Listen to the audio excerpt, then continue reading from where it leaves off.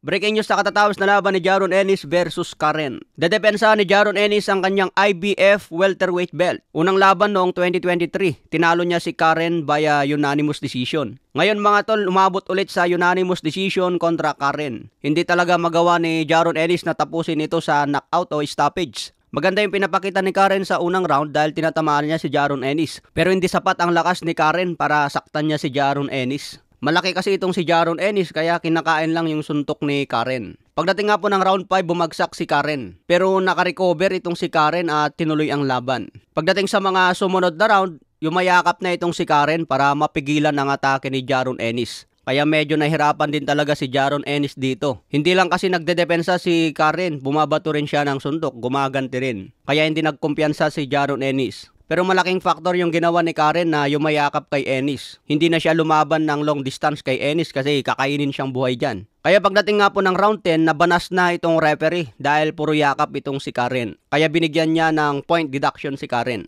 Pagdating nga po ng round 11 and 12, hindi pa rin magawa ni Ennis na tapusin itong si Karen. Talagang matibay din mga tol. Alam niya ang ginagawa niya para umabot siya hanggang 12 rounds. So yun nga po ang nangyari, hindi nagawa ni Jaron Ennis ang pinangakong knockout. Dahil umabot ito sa unanimous decision. Kahit nakuha ni Jaron Ennis ang panalo dito kay Karen, hindi pa rin satisfied yung mga fans ngayon dahil gusto nila isang knockout. Malilinis yung patama ni Karen, yun nga lang medyo mahina. Kung kakalabanin ni Jaron Ennis si Terence Crawford mga tol, masasabi kong mahirapan talaga si Jaron Ennis. Iba pa rin yung kalidad ni Terence Bud Crawford. Kasi kung pagbabasehan itong laban niya kay Karen, kung si Terence Crawford ang kalaban niya dyan, delikado na si Jaron Ennis. Still mga tol, undefeated pa rin si Jaron Ennis. May bagong kartada na 33 wins, 29 KOs, walang talo. Hawak pa rin niya ang IBF welterweight belt. Siyempre, pumaldo tayo konti dyan dahil malaki ang odds kay Jaron Ennis kung tatayan natin siya via decision. Pagdating naman po sa undercard, laban ni Jesse Rodriguez versus Pedro Guevara. Dinepensa ni Jesse Rodriguez ang kanyang WBC Super Flyweight belt. May kartada itong si Pedro Guevara na 42 wins, 22 KOs, may 5 talo.